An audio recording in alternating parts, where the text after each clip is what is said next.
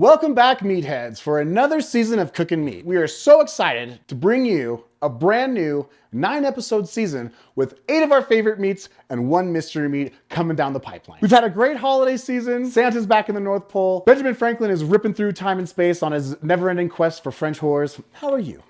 How are the Meatheads doing? It's been a weird January. I had put a lot of money on the Cowboys to win the Super Bowl again. Fool me once, shame on you. Fool me 20 times. So we really need to start this season 3. As always, football food is one of my favorite things to cook. It's a new season on here. No gimmicks, back to the basics. We've studied the game tape, and let's just say we tried way too many trick plays, and at least one Hail Mary. Let's make some food and enjoy each other's company. We love you, Meatheads. Welcome back, season 3. Chef Pat, let's go.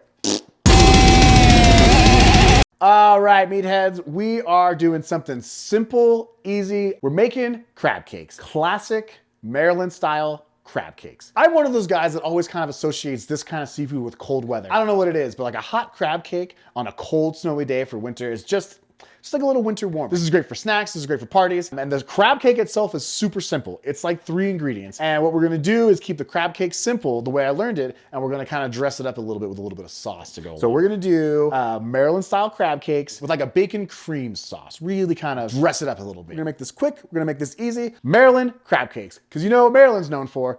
Crab cakes and football. Blue 48, Omaha, Omaha. Hut, hike, Ricky, let's go. 3-step drop. Quincy Carter, Dallas Cowboys. Throw the flag! Time.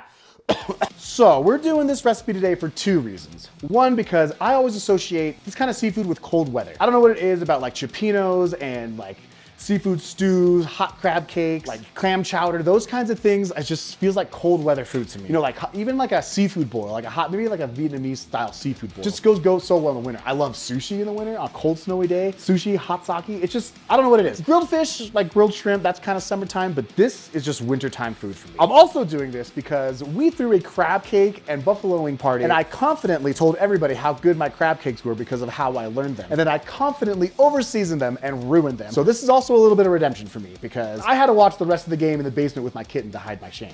So here we go.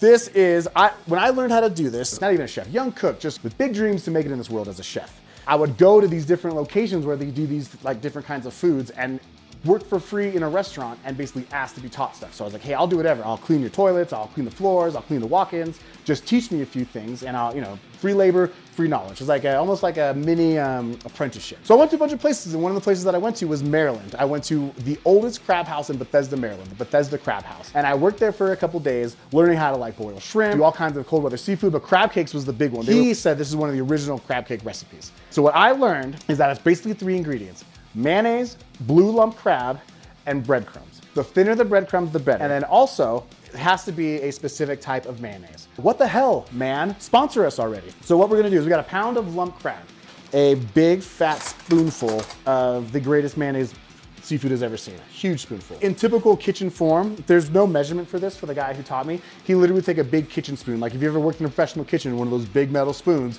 and that's the portion, 1 pound to 1 big spoon. So I kind of replicated that. He'd take panko and like put it in a blender. And so it's almost like a powder. But I'm not gonna do that because that's a lot. So that's the only thing that I've changed about this recipe because I kind of like the crunch to it, but other than that, it is exactly the same. So we're gonna add about a 2-ounce ramekins worth of that. This is where I made the mistake last time. I added a bunch of Old Bay, which is good. Oh, you wanna add a little Old Bay to this kind of seasoning, but I just added too much. You know how, if you've watched the show, you've seen how I cook. I was just wheeling and dealing, no measuring, just dumped it in there. And then after I cooked the crab cakes, it was so salty. It tasted more like the ocean than the crab. So we are going to put a pinch of Old Bay. Bang, literally just that. Little, you know what? 2 pinches, because I'm wild sometimes. Someone let the dog out. Woof woof. Next, we're just gonna mix it up. And we're gonna mix it up so easy. You can do this by hand, just throw in some gloves and do that, which works great too, but you really just wanna make sure that the mayonnaise is thoroughly incorporated through all the blue crab. You see how it's already looking like a paste instead of meat? That's the look you want, the kind of this pasty one. So now if you look, instead of looking like lump crab, it almost already, you can see crab cake form. It's like a patty now. Season 3, guys. We're just getting stronger and, look at that.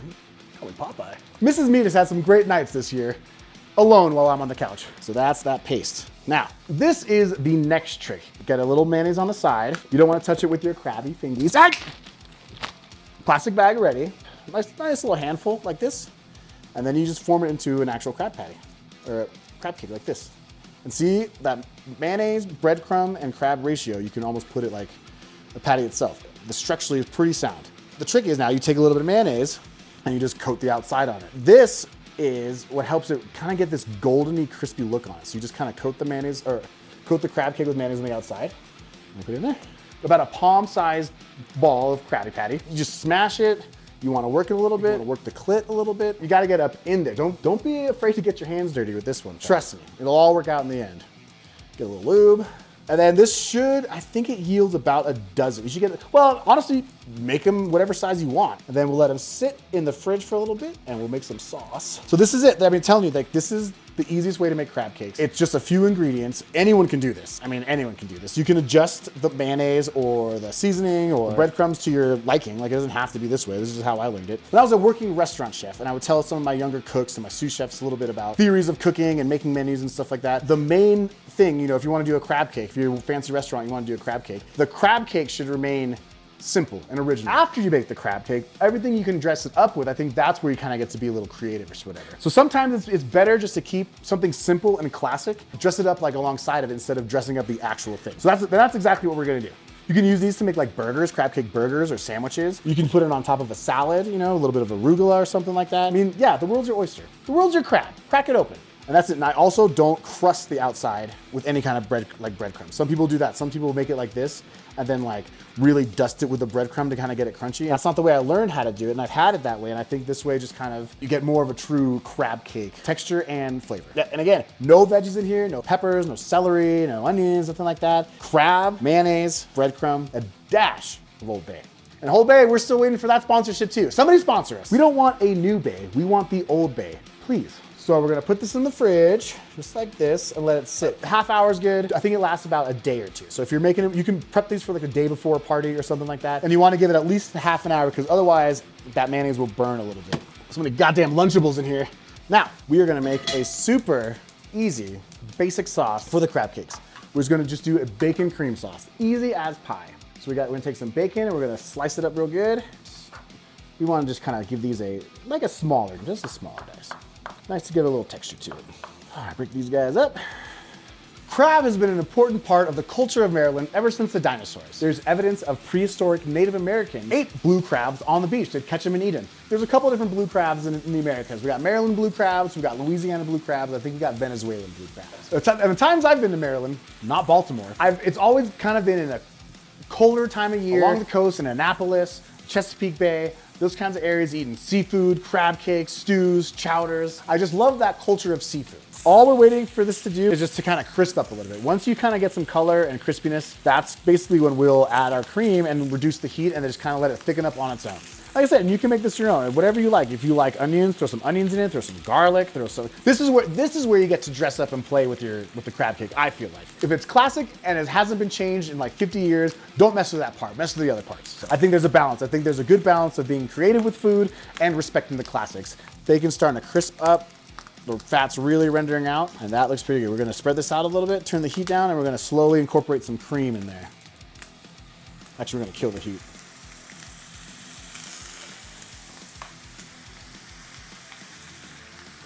So I didn't have to do anything to it. It reduced on its own just from the heat. It looks like it's breaking, but that we're incorporating the bacon fat into the fat from the cream, and we might add a little more cream to it just to kind of balance it out once it cools off a little bit. But you can see, I mean, it thickened up all on its own. We didn't have to add any roux, we didn't have to make a roux, we didn't have to add any cornstarch. Just the heat alone, the heat and the grease kind of reduced that. Also, like I said, you can add a big chunk of butter in here. Butter and seafood go really well together. And at this point, the extra cream that we're adding, it's not really watering it down. We're not adding it to like make more sauce. We're adding it to kind of bring together the fats. Sauce isn't broken, it's all incorporated into each other. We're gonna add a touch of Old Bay. Again, just a touch. Now let's get ready for our crab cakes. Again, super easy. Big cast iron pan, big old chunk of butter. And you don't want high heat because you don't want the butter to burn. So I think I said earlier, in the refrigerator, they'll last about a day or two. Like you can cook these tomorrow, maybe even the next day. But in the freezer, they freeze really well, especially with that coating of mayonnaise that we kind of put around it. So if you want to freeze them and save them, they'll last, a couple months. That's pretty good. But yeah, if you're keeping them fresh, if you're not freezing them, a day or two the most. Wow. They look even more crab cakey somehow. Nice and cold and all that stuff. We got butter going. Start throwing some in the pans. You can fry it in oil too. I wouldn't use tallow for this just because of a flavor thing. Butter, I mean, butter and seafood, it's, you know, match made in heaven. It's like Patrick Mahomes and Andy Reid. They've just historically gone together so well. Hey, Andy, I'm sending you a big batch of crab cakes. And speaking as a Cowboys fan, to the Eagles, fuck you. I'm still sending Andy Reid crab cakes. All right, so you can already see we're starting to brown up a little bit. We got the heat on medium. I turned it up just a little bit since we got that in the pan and cooking. I would say maybe 3 to 4 minutes on each side. I'm gonna bless the crab cakes. Look at that. Look at that beautiful crust. Beautiful. And don't worry about the top. That one could have been crusted a little bit longer. The bottom will have a nice crust on it.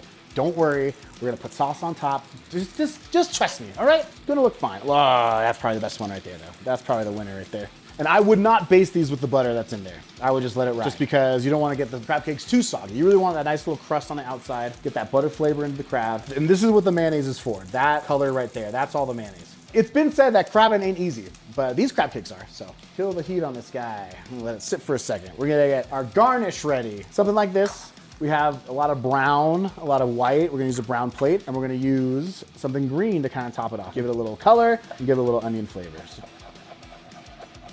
And again, you don't want to be smashing your knife when you're cutting herbs, right? We'll keep our shape of our green onions. You know, if you're smashing it too hard, you're just going to smash them down. You're going to lose its structural shape. Oh, no. Crab cake? Crab cake. We're getting there. Starting to look like something. Right down the middle. This is decadence right here, so you can load it up. And that is a Maryland style crab cake with a fancy sauce. And let me tell you something. Sometimes good food doesn't have to be pretty. It doesn't all have to have dots and sprinkles and sparkles. Sometimes a good old fashioned crab cake with some bacon cream and some onions is all you need. We don't need to go nuts here. We'll keep it simple. We'll keep it simple, dumbass. All right, let's see if I've redeemed myself from my playoff disaster, just like somehow Kid Rock has magically redeemed himself for everything. Right there, a little crispy.